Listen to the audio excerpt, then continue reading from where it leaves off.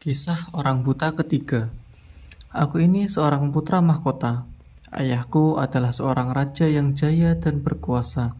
Ketika ia wafat, aku mewarisi kerajaannya dan memerintah dengan adil serta bijaksana, sehingga seluruh rakyat mencintaiku. Suatu hari, aku memutuskan untuk pergi melakukan pelayaran ke kepulauan dengan membawa 10 kapal serta membawa perbekalan untuk 1 bulan penuh. Kami pergi selama 20 hari. Pada suatu malam, angin kencang mengubah arah kapal kami. Ketika fajar tiba, angin kencang reda dan gelombang pun kembali tenang. Dengan segera kami tiba di sebuah pulau. Kami mendarat di pulau itu, lalu memasak dan makan. Kami beristirahat selama 2 hari dan berlayar kembali selama 20 hari. Tetapi ketika kami berlayar, laut semakin meluas di hadapan kami dan daratan semakin menciut di belakang kami. Nahkoda kapal merasa bingung. Panjatlah tiang kapal dan perhatikan apa yang ada di kejauhan, perintah nahkoda kepada pengintai. Sepengintai lalu memanjat tiang layar. Setelah memperhatikan sebentar, ia pun turun. Aku memandang ke kanan dan tidak melihat apa-apa kecuali ikan-ikan di permukaan air. Aku memandang ke kiri dan melihat sesuatu berwarna hitam yang terkadang bersinar putih, namun kadang kembali berwarna hitam.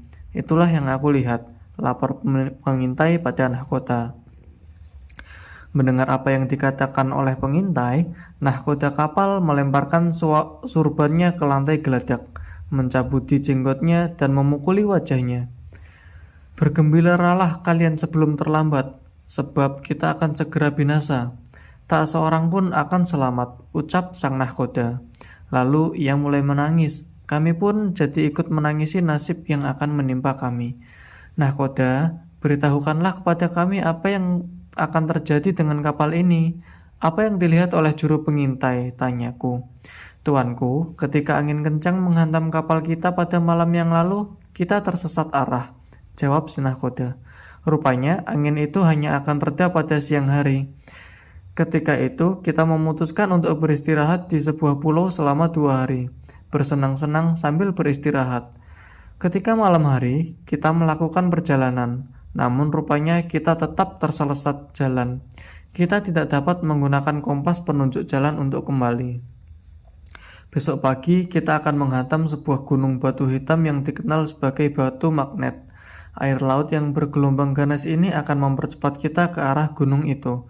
Ketika kita sudah dekat, maka kapal ini akan hancur berantakan. Seluruh paku kapal ini akan menempel pada gunung itu, sebab Allah telah memberikan rahasia pada batu-batu magnet, yakni seluruh besi akan tersedot ke arahnya.